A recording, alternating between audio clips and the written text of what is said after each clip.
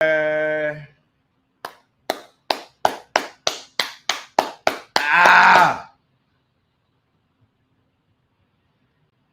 Rising, good people. Grand Rising, good people. Welcome to the show. Y'all know what it is. It's the wake up.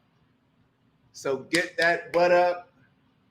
Positive mindsets, positive energy. We on nothing but positivity. I took a little break from social media from during the weekend, and I'm feeling good. Hopefully, y'all are feeling good too. Let me throw the Grand Rising good people in the chat. Oh, we got 700 in the building. 7,000 in the building already. Ooh. Ooh, ooh. This is why you got to prepare. You know what I'm saying? Sometimes I get up, nobody's on early. You could slack off. You could have a bad performance, but we get into it. No days off, no L's. We taking lessons, but no losses. No fails. We coming prepared, presentable, and we're going to get to it and discuss some very important topics.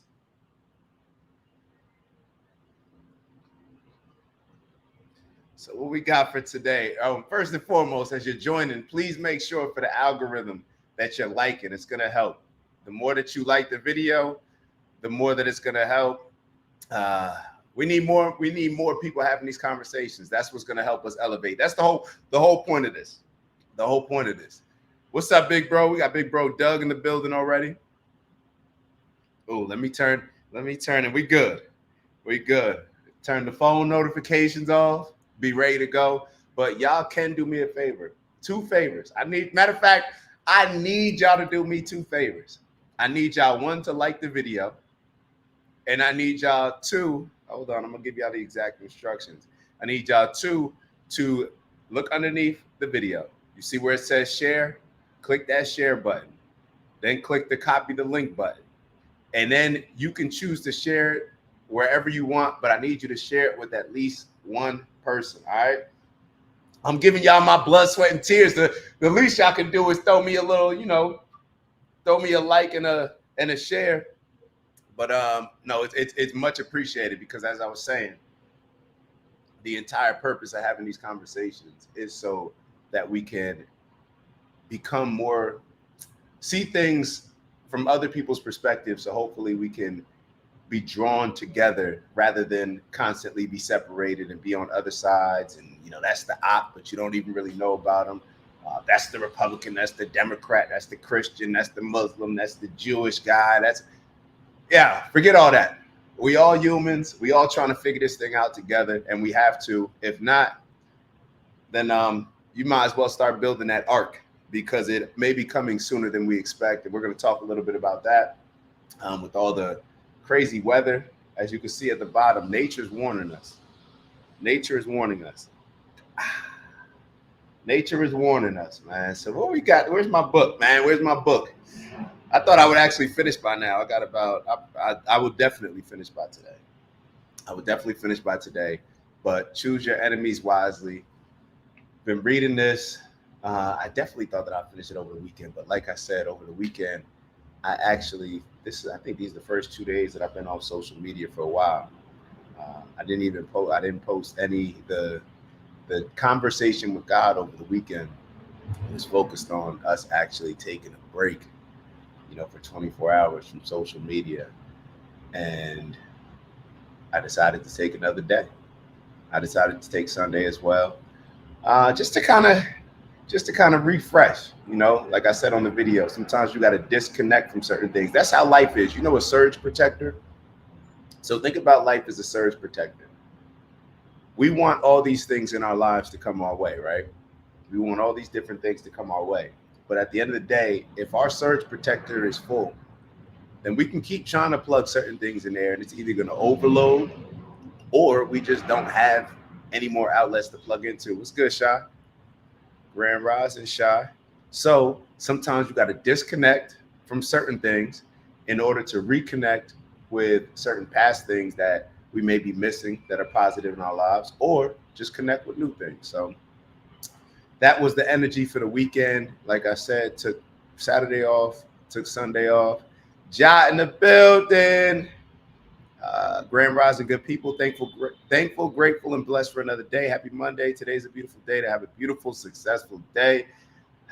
Got my ladies in the building, Shy and Ja. Always positive energy with them. Always positive energy with them. So what are we going to talk about today? Let me bring it up on the computer. Y'all know, usually I don't have it on the phone. Let me bring it up on the computer. Let me not make a mess over here. What are y'all drinking? Is it a coffee day? Is it a tea day? I told y'all, my boy Ernst and his lovely wife Lana, they got us the Belleville.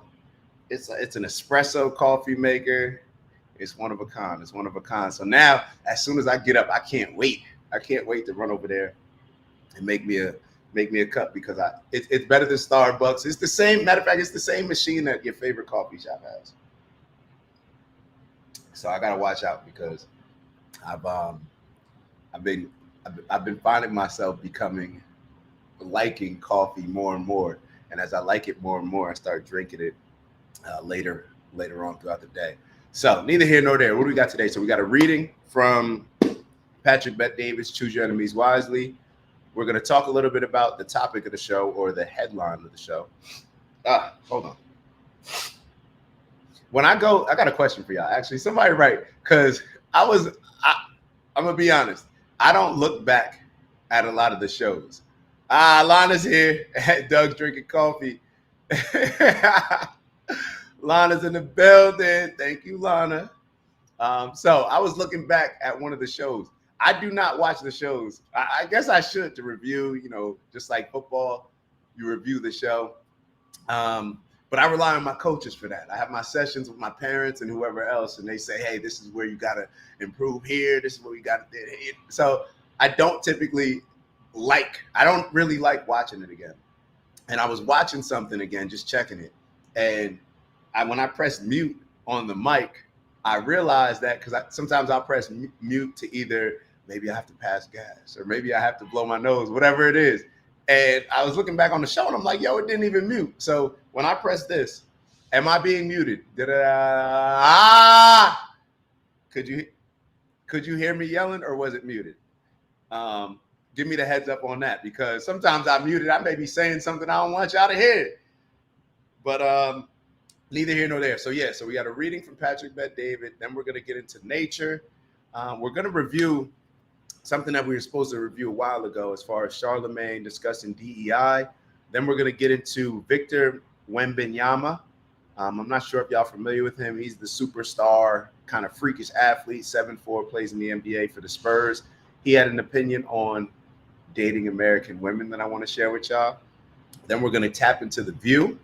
I want to get to this View video. I don't even, honestly, we may or may not get to this View video. I want to talk about a topic as far as Patrick Bet-David. He discussed something with Sage Steele. I wasn't familiar with Sage Steele, but started watching some of her videos, started watching some of her interviews, and she had an interesting take on somebody in the media. I believe it was Jemele Hill's take on The Rock deciding to not endorse Biden. And it's a discussion that I want to discuss. Then we're going to also talk a little bit about this anti-diet movement. And what else do we have after that? Got a couple of funny videos here and there, but hopefully we can get through everything. But let's get it started with the reading. It was not muted. Yo, that's funny. So it was not muted. All right. Yo, that's wild. So all this time when I'm blowing my nose thinking that it's muted, and wow, okay. So I think I have to press mute on the screen like this. So I have to use the mute button on the screen. All right, well, you live and you learn. I guess it's good that I don't say anything bad about, too many people, I guess, that I'm not willing to say in public. So I'll say something here and there, but I'm gonna say it to you. I'm gonna say it to your face. All right. So let's get to this reading. So I'm gonna kind of bounce around a little bit here, and you'll understand why. All right. So a few months after George Will's speech, I realized I couldn't live out my mission as a sales leader. I needed real influence. My first move was to present my vision to the large financial services firm that I was affiliated with. It was not received well. So let me give you a little background information. For those that aren't familiar with Patrick Bet David, he was in the financial industry and he listened to this speech. He was going through this phase in his life where he was extremely successful. Shout out to Urs in the building, where he was extremely successful. He had set like a goal for himself. Actually, I'm gonna tell you how he set this goal for himself. He was a party guy in his 20s. Wasn't that successful, but then he was able to. He actually had an experience that I'll share with you on another show, but I don't want to go off on too much of a tangent. He had an experience that when I believe he was 24, 25, he decided to really commit to becoming successful. And then I believe when he was about either 28 or 29, he actually made a bond with himself. He made a pact with himself that he would not have sex. He would not have sex until he had $1 million in his account, in his savings. Think about that. Think about that. When you say that you want something, it takes a different type of guy. But then you wonder why he's worth $500, $600 million right now. I'm realizing more and more that when we can deal with the things that we miss, when we can deal with life, and when we can go through life and be responsible and mature about the things that we miss and not be controlled by the things that we miss, whether it's food, whether it's people, whether it's certain activities, whatever it is that we're missing in our life, when we can go through these things and manage them in a particular way where it's most beneficial for us to achieve what we're looking to achieve, that can be vital. So he was going through his 20s, made this pact to himself, decided to commit to, making good money, being successful, and he actually did it. Made his $1 million within the next year, was very successful, and he got to this point in life where he was kind of stagnant. He didn't know what his mission was. His mission was just aligned with money, so therefore there was no end game. And I've heard other people say it. I think Bob Marley has a famous quote where he talks about if your goal is to make money, then because money is numbers, numbers never end. And if you're relying on money if you're relying on money to make you happy, then it's going to be a never ending, like a constant moving of the goalpost. Y'all know how it works. We'll sit here and say, and a lot of us are in a position right now today where 2 years ago we said, if I could just make X amount of money, I'll be happy. And then you make that money or you achieve that goal. And once you get there, you're like, it feels good, but I want more. It's a nonstop journey to it. Now, when you do associate the money with the success, that's going to be an issue that you have. So he was in this position where he just felt like he wanted more out of life. He wanted to identify with a mission, and he wanted something bigger, to dream bigger, accomplish bigger, and make more of an impact throughout the community, throughout the world. So this was his thinking. So he went to see this guy, George Will Speak, and he was working for a company. And he realized something, that while he was working at that company, he would never be able to make the impact that he wanted to make on a big stage. It's something very similar to over the weekend with my dad. I was talking to my parents. Y'all know I'm always talking about my parents, but those are my consultants. Those are my conciliaire, whatever you call it. Y'all know what I'm talking about. And he was having a conversation with his friend, Gil Chapman. I told y'all, Gil Chapman we're going to talk about this topic. Gil Chapman this is going to sound crazy and out of the blue. Oh, my dad's listening. What did my dad say no about? I forget what my dad said. Dad, my fault. I missed your chat. But he was having a conversation with my buddy Gil Chapman, his buddy Gil Chapman, who's very special to me. And one day I'll tell you why he's special to me and why he stands out among anybody besides, like, I'll kind of tell you all that more. And they were talking about, Dak, he's talking about some things, and it always comes up where it's like, well, does his job mind, him being as outspoken like this? Does his job mind? Like, what does his employer think? And that conversation always comes up. And I believe this is what Patrick Bet-David is referring to when he realized that as a salesperson within a bigger company, when he decided to make a speech that was a little bit bigger than about sales and more about making an impact on the world, his sales manager or the president of the company, whoever, I forget in the book who he said, decided to come to him and pretty much say, hey, let's just keep making money here. Let's just keep it about the numbers. We don't have to worry about making an impact on the world. Let's keep it about the numbers. And just like that, it clicked to him that he knew he needed to take a step away and build something of his own in order to make the impact that he was truly searching for, a part of his mission. So let me keep going with the reading. It was not received well. My first move was to present my vision to the large financial services firm that I was affiliated with. It was not received well. They wanted me to be the guy who put up big numbers and talked about results, not ideas. Keeping my mouth shut and cashing checks was never going to fulfill me. That's when I knew I had to risk it all to do it the way I wanted to do it. I needed to do more. I needed to become an entrepreneur. All right. Now I'm going to skip to, now those thoughts are things that maybe a lot of us go through. I don't know. We may not be in the same position as him to step out and become an entrepreneur. Some of us may, some of us may not be. Some of us just may not think we are. And we can all start off small. But even if that's something that you don't feel that you want to strive for, that's perfectly fine. But you can still recognize that what we're currently doing is not making the impact that we would like to make. And we talk about this all the time, how life has a way of kind of knocking down our dreams if we allow life to. It's like we can dream big when we're kids. We can have all these goals, have all these wishes. But as soon as life starts to play a role, it humbles us, and not in a good way. It humbles us and not necessarily in a good way. It destroys a lot of our confidence. So how do we build up some of our confidence?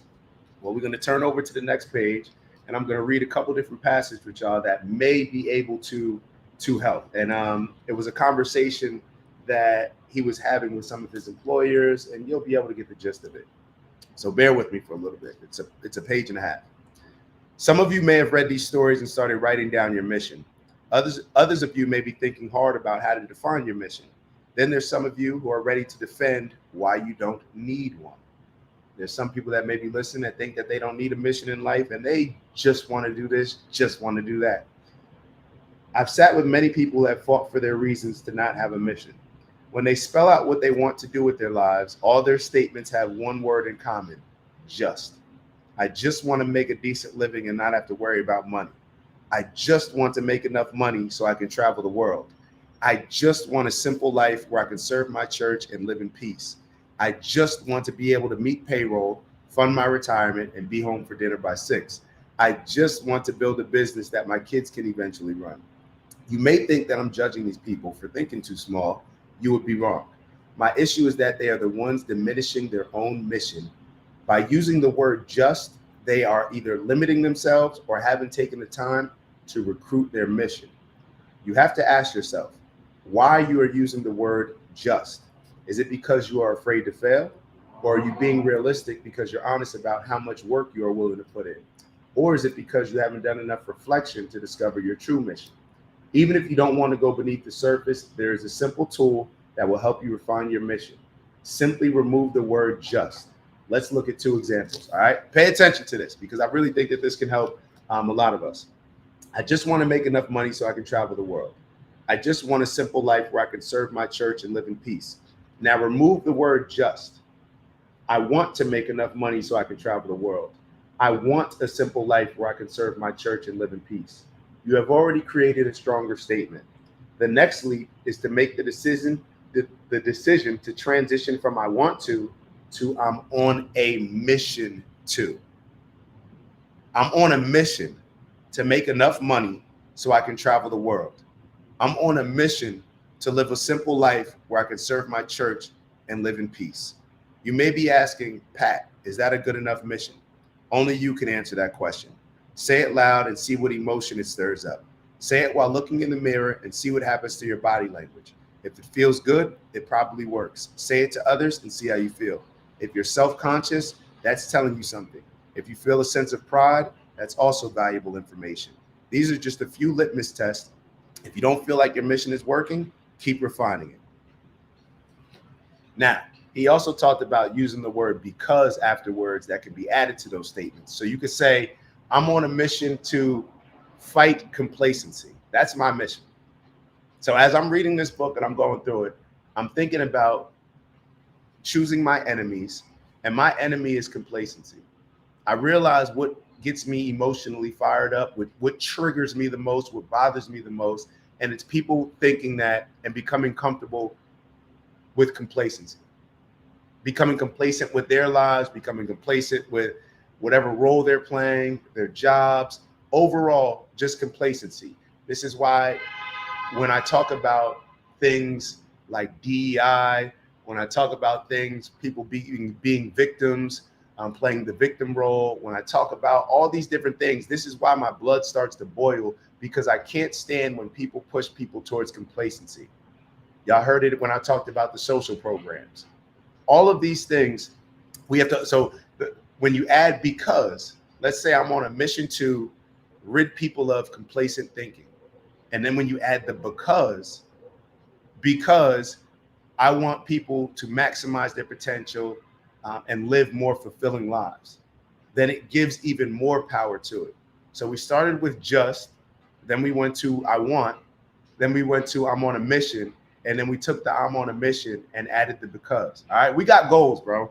And if anybody's looking at this world, we need everybody's help. And now is the time where everybody comes to the table, everybody contributes, because we are living. If anything, y'all ever heard the saying, we're living in our last days? I am convinced. Let me say it right now while I'm looking in the camera. I am convinced that if we do not change the way that we treat each other, this world is going to be done. There's going to be a flood. There's going to be storms. There's going to be, I don't know, whatever you want to call it, aliens coming, whatever you want to call it. I'm convinced. It could be attacks.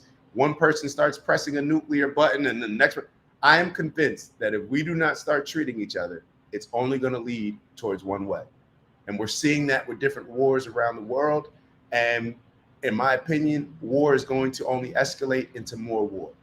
All right. I don't know the last time that you just thought that you could just beat somebody up and they'll just come to school the next day and just, hey, we're friends. No, they're going to come back with their people. They're going to come back with their people.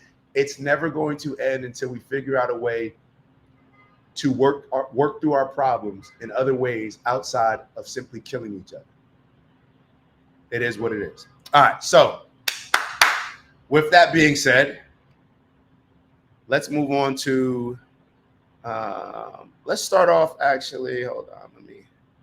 Let me see where we're going to go. Whatever comes up first, that's all right. So let's start with, I wanted to start with this Charlemagne giving his insights on DEI. All right. So we're going to get into the Daily Show. I'm not as familiar with the Daily Show, but apparently there are, like, they have multiple different hosts of the shows. I don't know. Maybe y'all can give me some game on that. But either way, we're going to look at the show and I'm going to get your insight. And my mom, she was the first one to shoot me a text about this segment. And she shot it to me because she knows that Charlemagne and I, we always go back and forth in text. I don't know why he decides. Actually, I'm not going to say I don't know why he decides to go back and forth with me. I know what he recognizes. So when we're going back and forth on DEI, on voting, on all these different issues that come up, social programs, a lot of the things that Charlemagne is saying now and shifting to, I have proof. I got the receipts of him and I having conversations from a year ago, 2 years ago, 4 years ago, 5 years ago. And the things that he used to say that were stupid for me believing in, for real. Now I see his energy changing a little bit. It hasn't gotten to the point where I think it is, but where I am right now, but I see some energy changing. And I tell him that he may not necessarily acknowledge it, but I want to look through this because for two different reasons. For one, most conservative stations we're putting this video up. Most conservative outlets, news outlets, were highlighting this. And hold on, my fault. Hold on, y'all know I try not to miss the comments. So Ursi wrote, "Humanity is going through a great filter right now, bro." It's yeah, we are getting tested right now. I don't know if y'all see it, but we are getting tested right now, and we are failing. We're getting tested and we're failing. All right, people are. I don't know. You know, to go back to this, I don't know what it is, and we're going to talk a little bit about the nature aspect more after, you know, the DEI stuff, but we're getting tested in ways that a lot of us are just choosing to just avoid taking the test, are choosing to say like, I don't even want to take the test. We're running, we're scared, we don't want to get involved. This is what I was talking about on Friday. Now, what happens is when the people that do not get involved and do not have a voice, we're excusing the extreme behavior of the other people. We're being silent. And when people are silent, the people that are extreme, the people that are radical, they will rationalize that. What is the saying? Consulting with your convenience. They will rationalize that to mean, oh, well, you know, this person's silent, so they don't have an issue with what I'm doing. And then we see wars and wars, and then we have our political, we got Biden, we got the Republicans saying that Israel, they're competing to see who can stand up for Israel the most and destroy Palestine. And then you got, and Trump's the only one that, or one of the only relevant ones. I don't know if there's other ones. So I'll say Trump is the most well-known Republican that has finally came out and said, hey, yo, we got to finish this war up soon. We got to wrap this up. Y'all are losing the world. And told the rabbi straight up that. But then you have people on the other side, you know, it's kind of like walking on eggshells. You know, a lot of your supporters on the Democratic side are going to be the people that are aligned with Palestine. But it's like, we don't have people that can just go in there and say like, yo, we got to end this. I don't care. I don't care about what your politics are. I don't care about who's voting for you. This just isn't working. It's not working, and it's only going to lead to A, B, and C. So since y'all can't figure this out, then we're going to get involved, and we're not going to get involved and give y'all guns and give y'all food. No, we're going to get involved and say the next person that shoots a missile, y'all going to have a problem with the big bros, right? If we're stepping in as the big bros, now that's debatable. That's debatable because a lot of people think that America may be bigger than Israel. But the dynamics of the situation, y'all tell me who's the big bros. Y'all probably like, oh, he said that? Yeah, I said that. So if we're the big bros, then we're going to step in and, yo, y'all ain't fighting. It is what it is. I don't care who got the first shot. Don't care who got the last shot. This stops now. Who's willing to do that? Who's willing to do that? So like I said, it's a test. It's a test. So are we more concerned with losing elections? You may lose an election, but at the end of the day, we all believe, I don't know, do we believe that there's a judgment day when we transition from this world? So do we care more about being judged on that judgment day, or do we care more about being elected for office? I guess that's a question that we got to ask ourselves. So let's move on to the Charlemagne video. I want to be a little bit bigger. There we go. All right. And what I was saying, as far as, it's so funny the world that we live in. So I was looking at this, the title on a lot of these conservative platforms when they were dropping the Charlemagne video. And they were saying like, even Charlemagne disagrees with DEI. He says it's garbage and all this other stuff. And it just made me think that after I actually watched the video, I started laughing because I'm like, a lot of these conservatives don't even realize that even though Charlemagne was saying that it's garbage, did you watch the rest of the video? Because here you're celebrating his response and his viewpoints on it without even realizing or going into depth and processing what he's saying, because it doesn't align with how y'all think. It doesn't. But because nobody watches the full videos, all we have to do is put up titles and put up captions and put up whatever else that's going to grab people's attention, because we know we have a group of people that is easily manipulated and will not look into things. So therefore, it is what it is. Let's take a look at the video. I realized something. I just realized something. Hold on. Yeah, whoever the 8 people that are the 8,000 people, my fault, that are watching right now.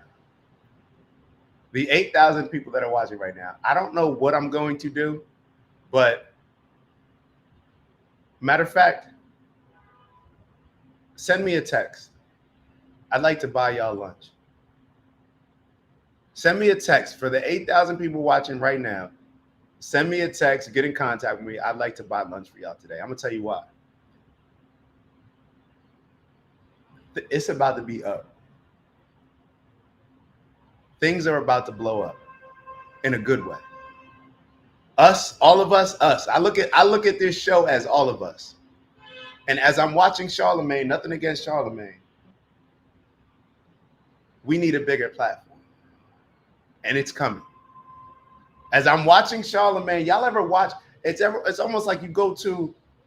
I remember when I first got to the league, and I wasn't sure. Like, you know, in your head, you know, you think you can compete, but then you see guys on the field, and you actually see them playing, and then you kind of like, what? Yo, I belong here.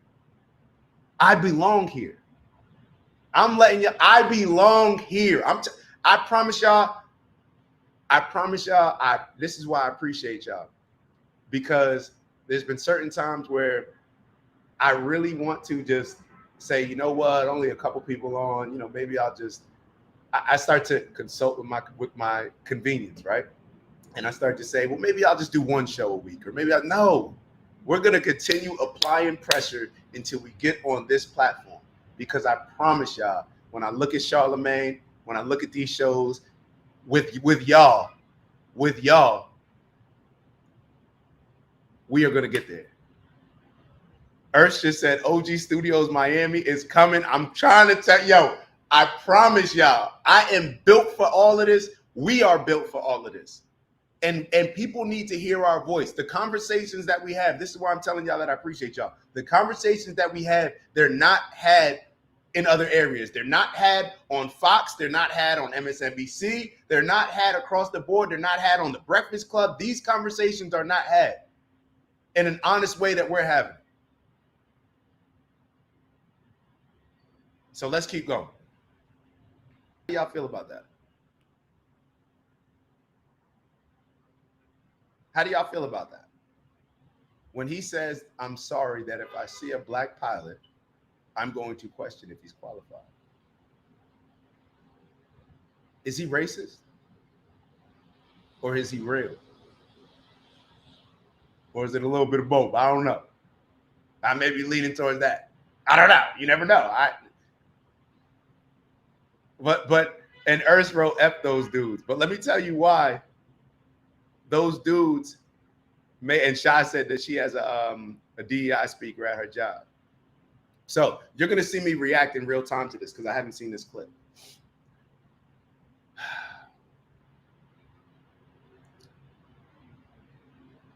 It is hard for me to look at some of the elected officials. I'll give you some of the names. Fani Willis. Y'all remember Fani Willis? The DA from Fulton County that we talked about on the show. We showed on the show. The one that was behaving like a bird, a hood rat, when she was going through her situation where she was the one that brought the indictment against Trump for the votes, and she had she was dealing with the guy that the special appointed prosecutor she had a relationship with. She got caught lying, whatever. When I look at people like that, it is very hard for me to think that they didn't get in that position because she was a black woman. What these companies and what Charlamagne is pushing for, think about it. If Charlamagne's saying that DEI is garbage because look at all these organizations, we want to push to have more black people in there, and no different than Harvard. We know that companies, because they are prioritizing how they are viewed to the public, they are prioritizing how they're viewed to the public. rather than making sure that whoever they hire comes in with a certain standard. If Harvard really wanted to do black people a favor, they would set the standard as whatever the standard is, and people would adjust. Why? Because as black people, we're smart enough to adjust. Whatever you set your standard for, that's what it's going to be. No different than sports. If you tell a group of kids, hey, y'all gotta 2 minutes to run this lap, I guarantee you they'll be crossing the line at 1 minute and 59 seconds and feel like this was the hardest lap they had to run, whatever. Now, if you tell them, hey, y'all got 1 minute and 30, they'll be crossing at 1 minute and 29 and say that this was the hardest lap. Why? Because they will adjust according to the standards that are set.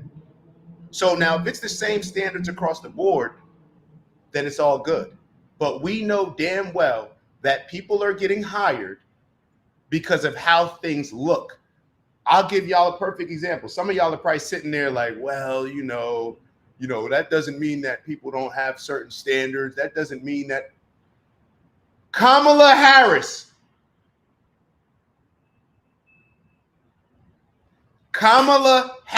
is a DEI hire.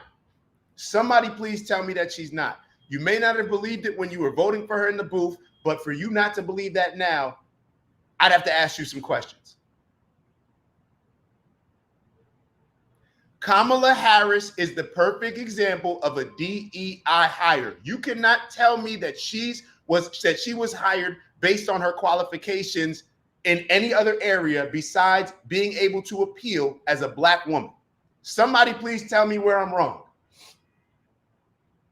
So when you do stuff like this, and when you push like Charlemagne was pushing when he's interviewing Joe Biden to just hire a black woman rather than pushing Joe Biden to hire the best candidate for a vice president, this is what happens. You get unqualified people in positions because of the color of their skin and because of their sex. So because now we have Kamala in this position where clearly, I don't care whether you're Democrat or Republican, we can all agree on the fact that she's probably not qualified. And even if you think that she's qualified, we should be able to agree on the fact that she's in that position because she can appeal or she can appear as a black woman.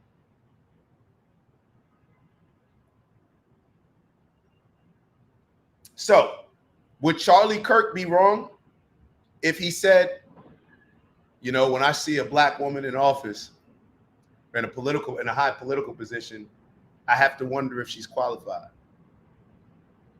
Would he be wrong? Because I'm wondering the same thing. And I'm wondering the same thing because people keep pushing this DEI garbage and keep wanting to give people handouts and keep wanting people to lean into their victimhood instead of just standing on merit and qualifications. The second most important role in this country is a DEI hire where I bet you over 90% of the country does not believe that she's qualified. And probably even more than that, believe that she was just put there because she has the appearance of a black woman. So instead of getting upset at when Charlie Kirk says when he's on an airplane and he looks around and he sees the pilot's black and he's questioning whether or not the pilot's qualified, don't get mad at Charlie Kirk. I appreciate you, Charlie Kirk, for voicing that because I know you probably felt that way anyway. So I appreciate you voicing it. I appreciate all transparency and people being honest. Now, we need to be honest with ourselves and understand why he's saying that instead of just saying like, man, this dude's a clown, this dude's racist. Who created this problem? And when Charlemagne is talking about, think about this. This bothers me so much. This is the position that we're in. Charlemagne is talking about, well, Nike and a lot of other companies that have mostly white people in the C-suite or in powerful positions, right? And I don't know. Hold on. Did we finish the video? Maybe I should let it finish. And let me let the rest of the video go, and then I'm going to finish making my point. but it's going to be on. I'm going to write a note so I can make sure that I don't forget. Complaining about not a lot of black people in leadership positions. All right, so I'm gonna make sure I come back to that because I'm gonna go ahead and roast Charlotte. I'm not gonna roast them. Hold on. All right, let's keep going with the video because I don't want us to not get through the video. All right, let's go. What he should have said is keep it real. What type of officer are you worried about getting pulled over by, Charlamagne? Let's keep it real, black people. Let's keep it real. I know we like to blame everybody else and blame, well, they're the reason that caused it, so therefore, yeah, well, we can change it. And what am I talking about when I say who's pulling you over? Any black person that is listening right now, be real. When you get pulled over by a black cop, it's probably worse than when getting pulled over by a white cop. In my experiences getting pulled over by cops, my worst experience was a black cop. 2 black cops, matter of fact. The only time that I've gotten tickets, the only 2 times, one was getting ready to go over Bear Mountain. The other was, rest in peace, Mama Conyers, my college roommates, Terrion's mother. We were going down, my mom and I going down to Virginia. Black cop pulled over, told him exactly, we're going down for a friend's funeral. We're just trying to make sure we're getting there in time. We weren't going, it was a trap. You know what I mean? You're going 7 miles over, they pull you up, whatever. The one in Bear Mountain, my mom, matter of fact, it was my mom and dad's fault. They didn't have the registration in the car. Well, it was my fault because I was going above I was speeding, right? It is what it is. I wasn't going fast, whatever. To the point, and I'm gonna tell y'all why I wasn't going fast. Because when he came over, he said, well, where's your registration? I'm not worried about the speed ticket, but you're getting a ticket today. I told him, officer, this is embarrassing. Let me give my dad a call. He's an attorney. I'm sure he'll be embarrassed that we forgot to put the registration. It's a new car. He's questioning me, wondering if the car's stolen. Well, you're getting a ticket today. Let's be real. When you go to that Caribbean restaurant, that energy is a little bit different with the Caribbeans, how they approach you. When you go to that soul food restaurant, it's a little bit different when they're talking to black people rather than talking to white people. So let's miss all this other stuff with blaming other people and expecting other people to treat us a certain type of way when we don't even treat ourselves with that respect. So Charlamagne, go a little bit deeper. Who are you worried about getting pulled over? What type of experience are you worried about when you get pulled over, when you see that it's a black person compared to a white person? And hold up, I got to address Urs. Oh, shoot. Hold on. Let me catch up with these. My fault. Shy wrote that she has a DEI speaker at her job today. My bad. Lana wrote, I was a flight attendant for over 15 years. All the black pilots are qualified, if not more so. They also piloted fighter jets on behalf of our country to protect us. That definitely makes me feel better. And to be totally honest, I don't feel the way that Charlie Kirk felt when I get on a plane. It doesn't, I don't even think of that. I don't know if I've ever gotten on a plane, no matter what the pilot looks like, and said, hey, is this person qualified? It just never came to mind. Now we hit some turbulence and then I'm wondering, but yeah, it has nothing to do with anything like that. Just another pilot, in my opinion, regardless of color, they are all qualified, if not overly qualified. These boys saying that are ignorant. I think you wrote that before I kind of explained why I think that they are saying it and why it can be said in so many different areas. So Urs wrote, yeah, but regardless, Kamala has real credentials, though. You can't knock her qualifications, expertise, and experience as a professional in her field. What field? Wasn't she just a prosecutor? What was Kamala before she became vice president? I think she was fast-tracked, in my opinion. I don't believe Kamala was a mayor. Was she a senator? I don't believe she was a governor. What qualifications? All you got to do is be a prosecutor, or what? And maybe we should look at some of the qualifications that Kamala has. Hey, Dad, maybe you could write in the chat. Well, actually, don't worry. Do y'all know Kamala's background and what she got caught doing when she was in California?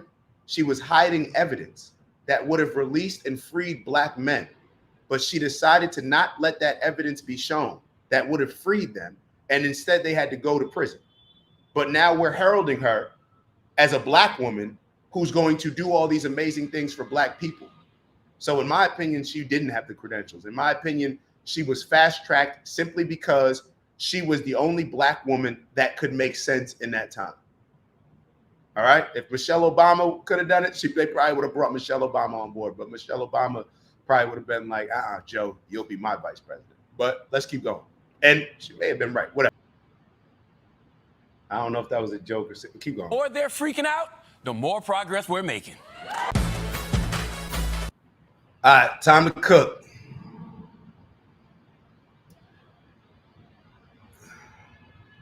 All right, hold on. My dad just wrote, Kamala Harris reportedly withheld exculpatory evidence that would have helped the defendants.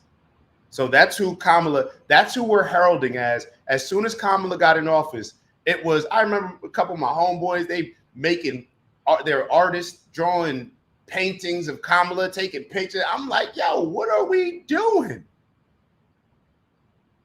Like, and you wonder how ignorant we are as a group when all you have to do is put somebody black in there and then everybody will just go along, get along. And the same thing happened with Barack. A lot of the same things that Joe Biden is doing, people will get on Joe Biden for and didn't even realize that Barack was the person that initiated all this stuff. Let's be real. Joe Biden is more conservative than Barack. So think about that, black people. We like to get on Joe Biden.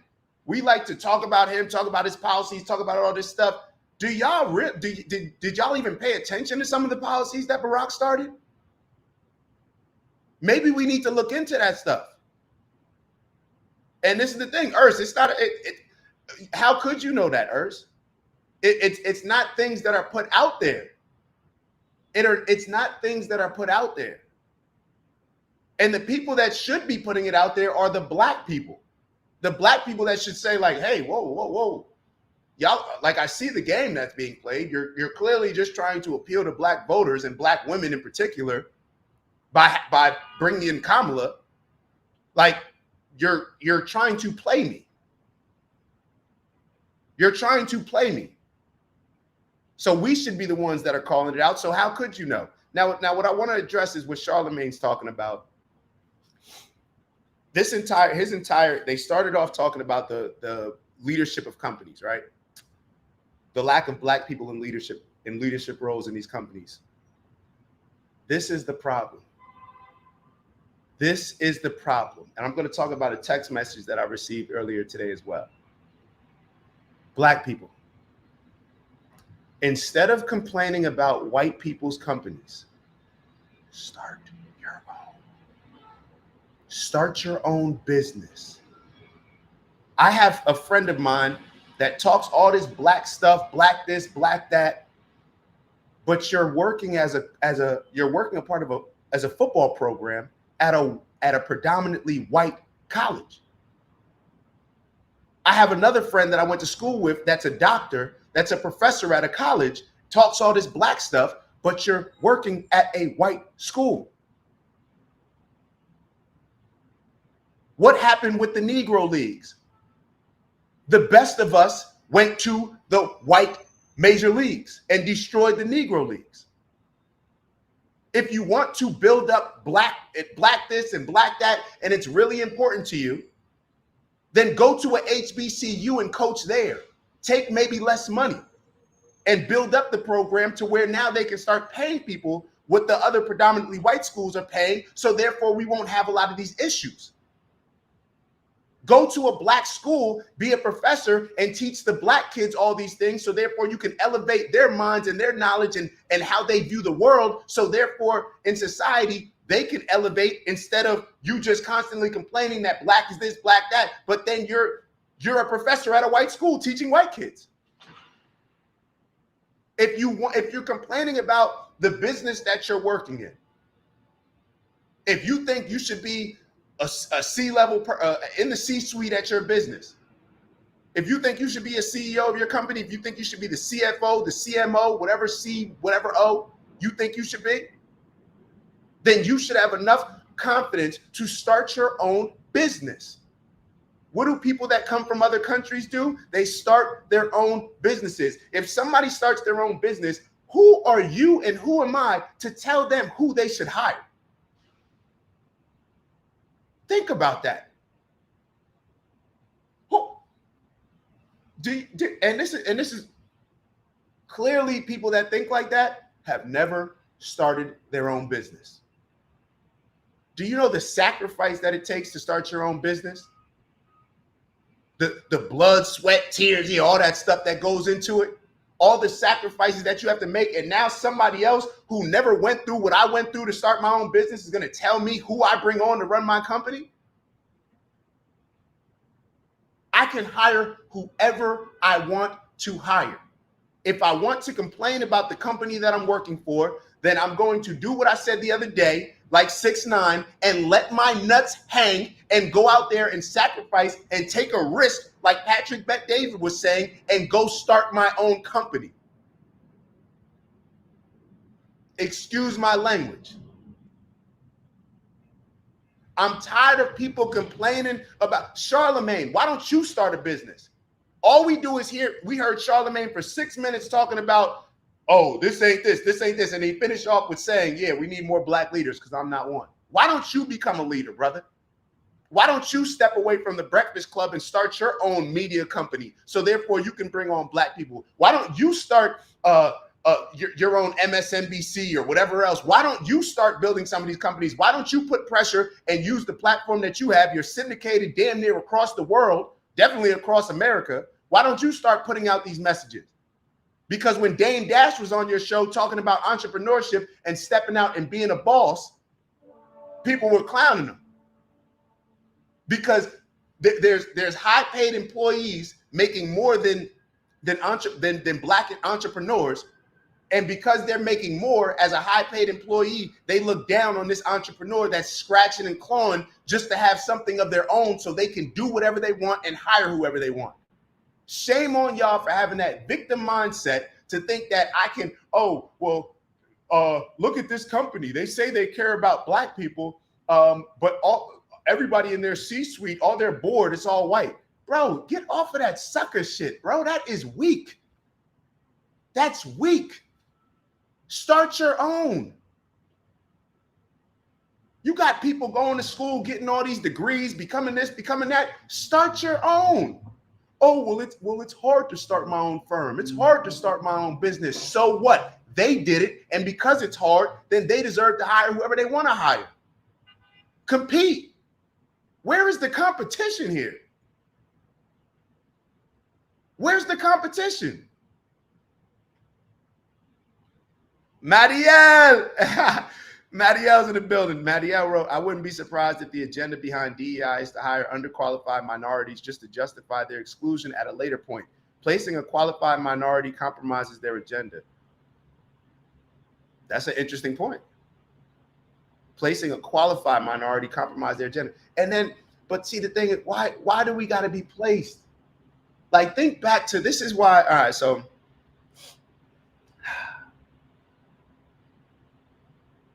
we had, this is why when we think of Black Wall Street, what do we think of? When we think of Black Wall Street, when we think about the Negro Leagues, when we think about all these different things, and I know I always talk about the Negro Leagues because, and it's always, to be totally honest, it's a little awkward me talking about it because, I may have some of my family members listening to it, and obviously my uncle was the second black baseball player in the major leagues, the first in the American League, right after Jackie Robinson, weeks after. So it can be a sensitive topic for me to talk about, but I got to keep it real. Just like Lincoln freed the slaves, it wasn't just to be I just want to be a nice guy and free the slaves. It was because it benefited the position that you were in at that time. Just like Branch Rickey, who brought Jackie Robinson onto the Dodgers, it had nothing to do with Branch Rickey just, I want to just embrace black people. No, it benefited his team. His team wanted to improve, and their league was suffering. The major leagues were suffering. The Negro Leagues were selling out games and selling out stadiums. The major leagues were suffering. Create your own. If you have the energy and time to complain about why somebody else should hire you for a certain position, then you should have the same amount of time and energy to come together with people and start working with them to build your own. Stop wasting time asking for reparations. Stop wasting time making every excuse in the world why things are so racist for you and they prevent you from getting ahead in life. That's corny. And this is why I get so mad at male leadership right now. How have we gotten to a point where we just accept complacency and victimhood? It's weird. It's not manly. It's not courageous. There's a whole lot of people that have these same issues and they don't say anything. They start their own business and they start to build. It is what it is. There's a reason why I brought up Black Wall Street is because do we understand that Black people, businesses were booming in Black Wall Street? Now, what are most people going to say? Oh, they bombed us. They bombed us. First off, there was not one Black Wall Street. There was not only a Black Wall Street in Oklahoma. There were Black Wall Streets everywhere. Why? Because there was segregation. So when you have segregation, you forced people, Black people were forced to spend their money with other Black people. Black people were forced to have businesses, forced to have grocery stores, forced to have their law firms, forced to have hospitals, forced to have all of these different businesses that we require to have their own banks. They were forced to have it. And now we look at it. I was talking to my dad about, and hopefully I get the numbers right. Do y'all know that from 1920 to 1950, and my numbers may be slightly off, from 1920 to 1950, Black wealth compared to white wealth, I think it went from like 12 to 1. So for every $12 that a white person had, a Black person had $1 in 1920. And then in 1950, I believe it was around 7 to 1. So that was a pretty significant improvement. So it went from white people having $12 to every Black $1 to white people having $7 for every Black $1. Do y'all know from 1950 to 2024 what it's gotten to? So it was 7. It went from 12 to 1 to 7 to 1 in 30 years. Now what's that? 74 years? It's gone to 7 to 1. I mean 6 to 1.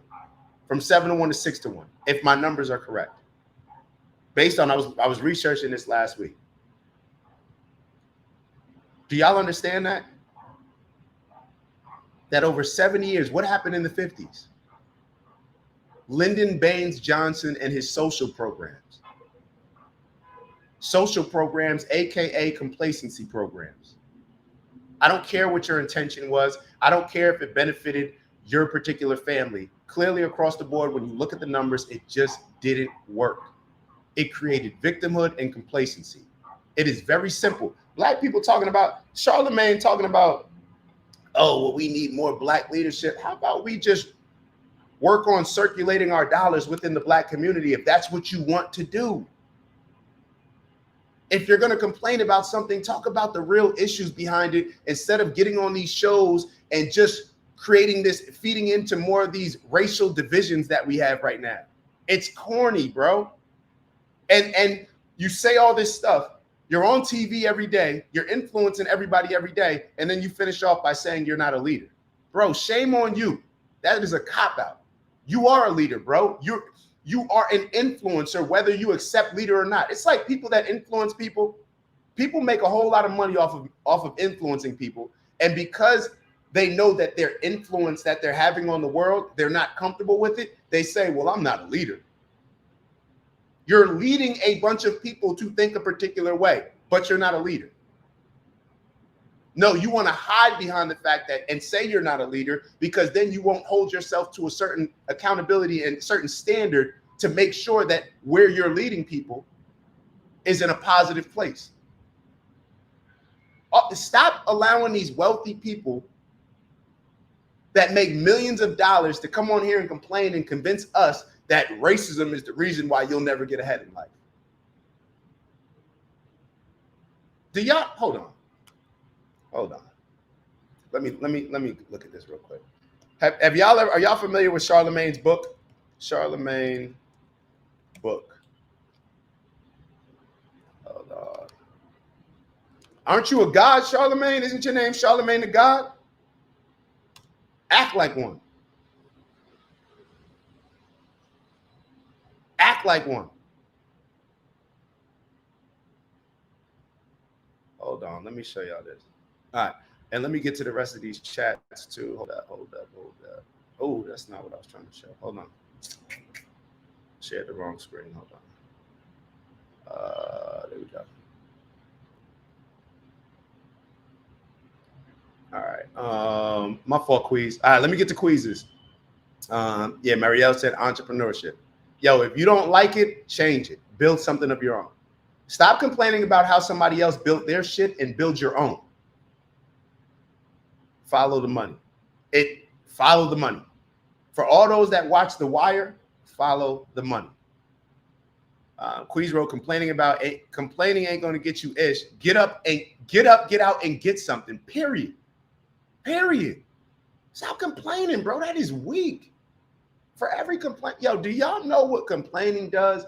Like when you look up to, have y'all ever had somebody that y'all idolize? It could be a superstar, celebrity, or it could just be a father, a mother, an uncle, an aunt, somebody that y'all idolize, and they start complaining about something, and you see them in a totally different light. It's like, yo, like, are you good? Like, I've had teammates where it's like, yo, I looked at you as like, I thought you were a dog. Like, I'm looking at you a little bit different now because you held them as, yo, go out there. Man, I don't know. All right, so let's look at this. So take a look at Charlemagne's book. This is Charlemagne's book. Black Privilege. Hold on, let me try to zoom in on here.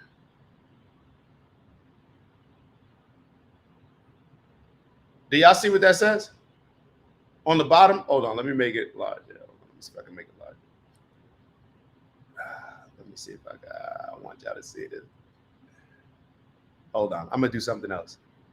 I'm gonna look at images. Will this allow me to see it? It's not letting me blow it up. All right, it is what it is. It says opportunity. So the name of his book, Black Privilege, Opportunity Comes to Those Who Create It. Do you see on the bottom of on the bottom of Black Privilege? Can y'all zoom in and see that? It says Black Privilege, Opportunity Comes to Those Who Create It. Charlemagne knows what he's saying is bull, bro. He knows it. He knows it. And you want to know why I know that he knows it? Because he's in certain rooms where he understands that just as much as you think that you being black can hold you back, if you look at it from a different perspective, it's going to help you. I know that he knows it because I know it and I've experienced it. And maybe I used to think a different type of way until I went through certain experiences where it opened my eyes. If I tell you all the time, I'm getting ready to go to this conference on Thursday, right? Atlantic City. I'm getting ready to go to this conference. It's attorneys and doctors. Attorneys and doctors. Do y'all know how many people are going to look like me at that conference? I'll give you a guess. It's less than 2, more than 0. Me, 1. I'm the only person that's going to look like this. Hair may be scruffy. I may just walk in just like this. Look, you can look at pictures at our holiday party of because this is me, bro. I don't care. This is my energy, bro. Like, what y'all define as neat I don't care how other people look at me because I move with a certain, and I don't care. And when I walk in that room, some people will look at it and say, oh, like, damn, I'm the only black person in this room. Like, I feel a little uncomfortable. I feel intimidated by this environment. Bro, I walk in like, yo, I'm the only one that looking like me in here. Bet. I already got everybody's attention. Now watch how I move. That's my energy that I'm on. Why? I could look at it the other way and maybe I would be right. But instead, I'm going to make myself look at it as the glass half full rather than half empty. And as I walk through this conference, bro, I guarantee you, somebody pull up an AC and you'll see exactly how it goes. Pull up at any event, whether it's the holiday party, whatever. Yo, it's so. I'm one of the guys. Like, you feel me? Like, I'm telling y'all, when I move in these rooms, bro. Why? Because all you have to do is move with confidence, and it's honestly easier for me. It's easier for me to stand out compared to my white colleagues, competitors, who may not look like me, who they may look like everybody else in the room. I'm using it to my advantage. Opportunity comes to those who create it. That's my Black privilege. Any salesperson knows that the first thing that you want to do is get people's attention. So if I can automatically, just by walking in the room, just by looking different than everybody, get people's attention, now it's on me. Now they're looking at me. Now it's, how am I going to move in this room? How am I going to communicate? How am I going to come across? How am I going to leverage different things? How am I going to leverage these different things that these different relationships that I may have? Bro, let's be real. When I walk into these conferences with these attorneys and these lawyers, bro, Black people, in case y'all didn't understand, hip hop and Black culture is not just exciting for Black people. Let's just be honest. It's one of the most dominant cultures. Everybody thinks that that's the coolest culture. It just is what it is. Everybody thinks that. So therefore, they want to be friends with me, bro. I make them feel cooler. It's not me. It's just the culture. They identify me with the culture. Oh, he's got hair like Lil Wayne. Like, let me touch you. Nah, don't touch my shit. But yo, you get what I'm saying? Use it. Use it. We got to stop. Let me put up this video again. Hold on. Let me put up this video, and then we're going to wrap this up. Of course, we didn't get to anything else. Hold on. I want to put this video up that I put up last week. Hold on. Hopefully it doesn't make me try to sign in. Hold on. Hold up. I want to show y'all this one time for the one time. One time for the one time. This video that we put up for all my biblical folk and Bible readers and people that can appreciate. Hold on. Share to airdrop. What we doing? Oh, that's right. I don't have it on. I don't have the Wi-Fi connected. Hold on one second. Hold up one second. There we go. I turned the Wi-Fi off, so I'm just going through. All right, so I got it here. Hold on. Let me show y'all this again, because clearly we forgot.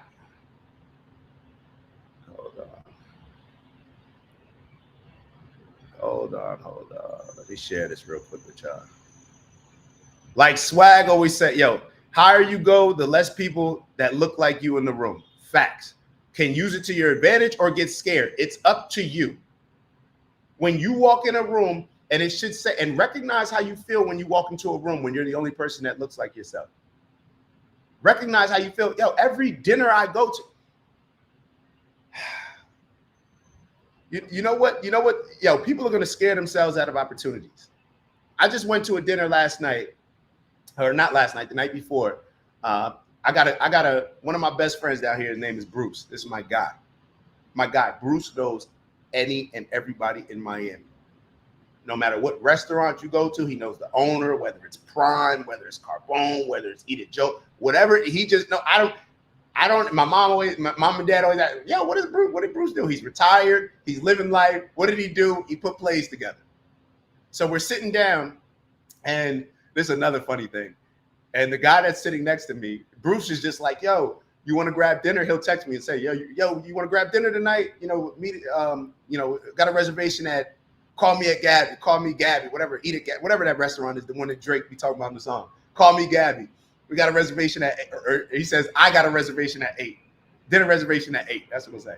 I'll get there. And Bruce is the type, yo, it's a table of 8, so I don't know who's gonna be there. It just is what it is. He brings me into his inner circle. We just connected. He just likes being around me. I like being around him. We don't do any business together, nothing. I sit down with the person. next to me. And hold on, let me tell you what this person does. Let me tell you what this person does. He's the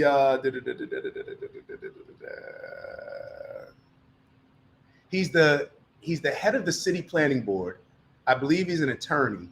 He was one of the investors. I remember those old club bed. This man has his hands in everything. He says, and I was talking to Bruce about him, and he's like, yo, he's probably the most powerful person in Miami Beach. Dude sitting there in some regular jeans, look like, regular sweatshirt, regular, you know what I mean? Nothing crazy, like at all. Matter of fact, somebody at the table actually made a joke saying like, hey, that's a nice sweatshirt you got. Like, but nobody looked like me at the table.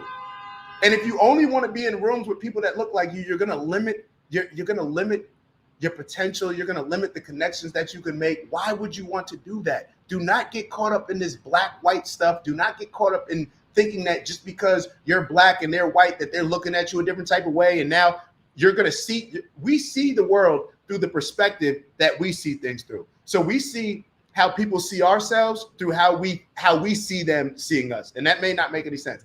Put it this way. If you believe racism is everywhere, you're going to see it everywhere. If you believe opportunity is everywhere, you're going to see it everywhere.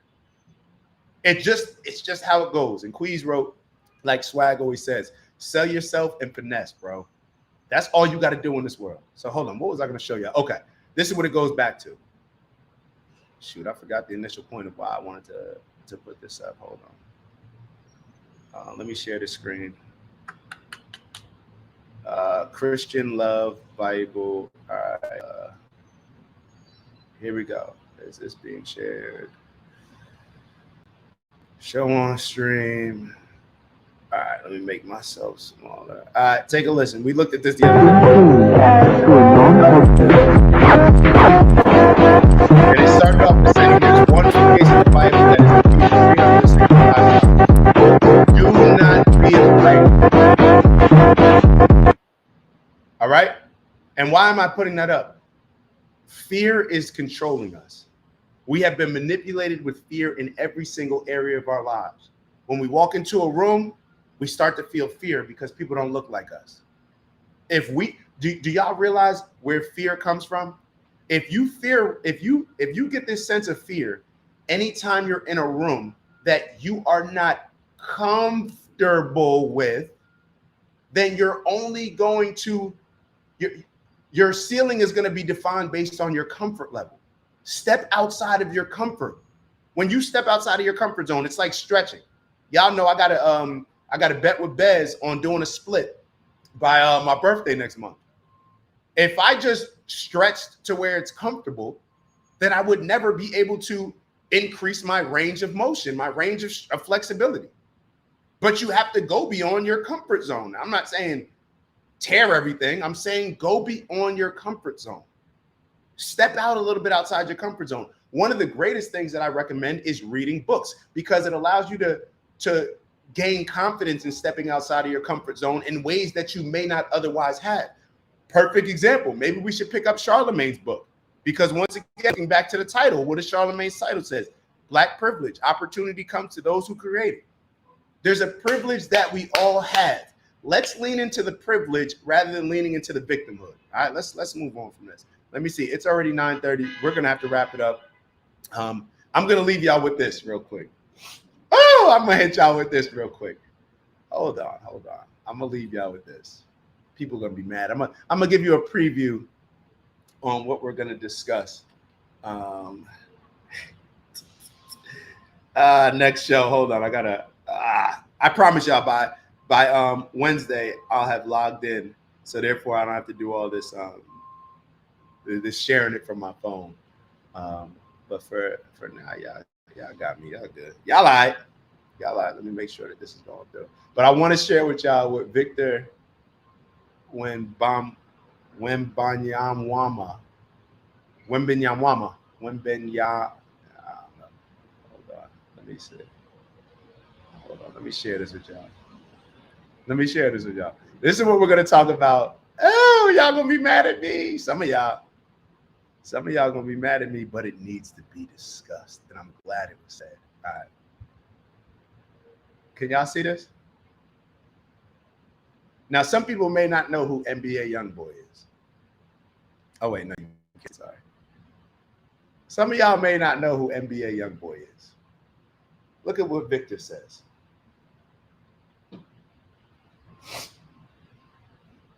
Can y'all see that? Hold on. Let me try to zoom in a little bit. I think y'all should be able to see it. It says 7'4" NBA star. Let me get rid of this. Can y'all see it?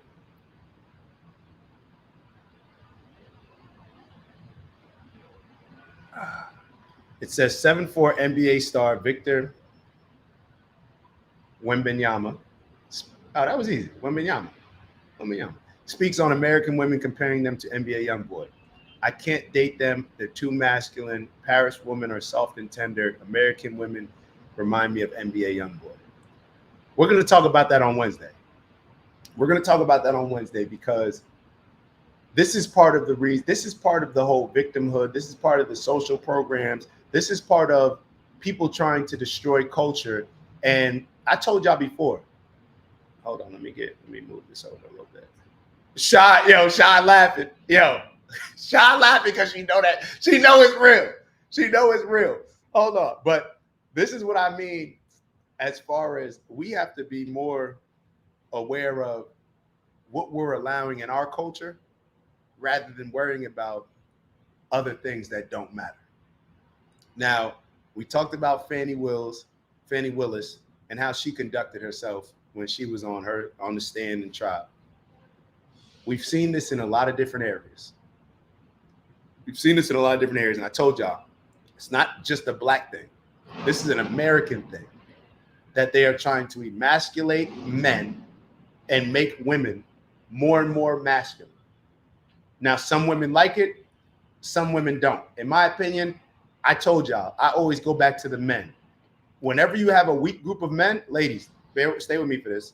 Whenever you have a weak group of men, what do women naturally have to become? If we're truly the yin and the yang, it's like a seesaw, right? If we're truly the yin and the yang, whenever you create emasculated men, what is that going to make the women? Become more and more masculine. So we're going to talk about some of these results. We're going to talk about the culture. And notice that he didn't say black women. All right. And what's so funny is a lot of y'all probably read it like that. Y'all racist. Y'all probably read it like that. But he said, what did he write? I can't date on American women. So like I said, a lot of these issues are American issues. They just happen to impact black people a little bit more, or a lot more, because of our culture and where it stands. But we're going to talk about that on Wednesday. We'll push some of the other stuff that we're going to talk about on Wednesday.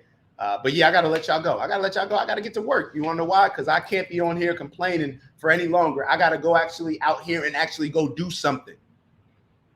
I can't just come on here and complain and BS with y'all all day. Now, eventually, like I started off the show, eventually we're going to get to that point to where we can spend a lot more time on this. And I invite everybody that watches the show in the early stages, like now, I promise y'all, there will be opportunities.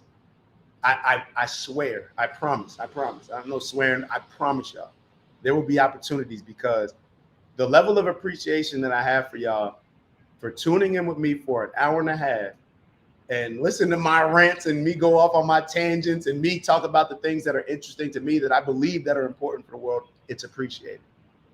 All right. So with that, let's wrap up. Of course, we'll finish off with our 30 seconds of meditation or visualization, whatever you'd like to call it, prayer, anything else, whatever you want to call it. It's Monday. So I think we actually focused on this on Friday as well, but let's see if it changes on a Monday, if that's our mindset. If we can remove matter of fact, no. If you were on the show in the beginning, then you know we were talking about the statements that we make. Instead of falling victim to complacency and having statements like, I just want to make enough money to do this, or I just want to do this. Let's change it to I'm on a mission. Let's think about what our mission in life is. What is our mission? What are the things that truly get us our blood boiling, get us riled up, get us emotional? What are the problems in society that really we feel like, yo, this needs to be fixed. This is important. Let's think about those, because if we can create a mission around that, then I promise y'all that chip on our shoulder, those emotions, those are where the emotions do us well. All right. Now, of course, we got to always add a balance of logic in there. But let's first and foremost, let's figure out what mission we want to attack. Because think about it. If we knew that we couldn't fail in anything, if we knew that whatever we chose to do, we couldn't fail, what would we decide to do? We'd fix some problems, right? We would fix whatever we see as a problem. If your problem is I'm broke and I don't like the house I'm living in, or I don't like the apartment I'm living in, then we would fix that problem. Whatever it is that we would decide to do, if we thought that we would never fail, let's think about that and let's attach that to our mission. And when we go throughout the day, let's say I'm on a mission too, and then we'll continuously compound on that to where, okay, I'm on a mission to do this. Okay, then we're gonna maybe put that saying or our mission in different areas that we'll see. We may put it in our car, so when we're driving, not when we're actually driving, we see it, but maybe when we get in our car, we see it. Patrick Bet David, he said he had something like a picture of a yellow Hummer, I'll explain it to y'all later, on his odometer. So he said, I don't recommend that. He said, I don't know whether he was serious or not, whatever. But you see how people have pictures in their car of their family, whatever, put it on your mirror.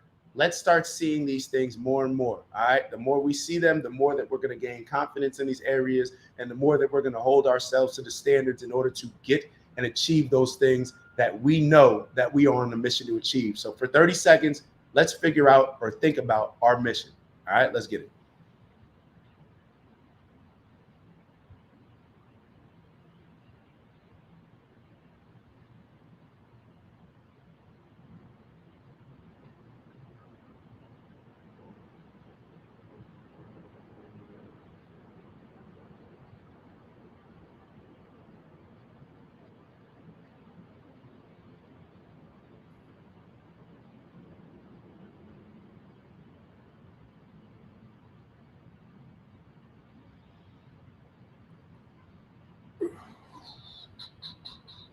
Ah, ah, ah, 30 seconds. 30 seconds, yo. Appreciate y'all. Really love y'all, man. Really love y'all tapping in. Please, before you go, make sure that you like the video if you didn't like it. And if you didn't already share it with somebody, or even if you already did share the video with somebody, y'all saw the energy I put into this. Come on now. It takes a lot of work to put this in. So I would appreciate y'all helping me out, as y'all always do. Share it with the group. Share it with a friend, share it with social media, share it with whoever. Let's get more and more people involved in these conversations. Appreciate y'all. Y'all know we're here to elevate on purpose, both from an intentional standpoint, as well as doing what we need to do to impact our communities in a positive way. So therefore they can elevate. And to do that, we need to make sure that we're holding ourselves to the same standard, or maybe to increase standards to become who we need to become in order to help elevate our communities. Onward and upward, strength and honor. Let's get to that bag all week, all right? You put whatever it is in the bag that you want. In my bag, it's health, it's wealth, and it's integrity, all right? So I'm going to get to that bag all week. I hope y'all do the same. Queez left the fire emojis. Y'all know what that means. That means the show is over. Needed this energy off of vacay. Let's get to it. Oh, yeah, Queez. So I wanted to, my apologies. The reason why I asked you which island you were on in Hawaii is because my brother and my sister, Ursi and Alana, they used to live there. So he was on Big Island. But actually, we're all going to connect. I promise y'all. There's certain people that we're all going to build together. Can y'all do me a favor? When y'all visualize at night, and when y'all visualize, however, include a little bit of us all working together. Include a little bit of us, I don't know, having a community together, whether we're living in the same place, I don't know, but us just having a community that we can all help each other elevate. And I guess we don't necessarily have to, it's not that far-fetched because we're already doing it right here. So I'm going to let y'all go. Y'all enjoy the rest of y'all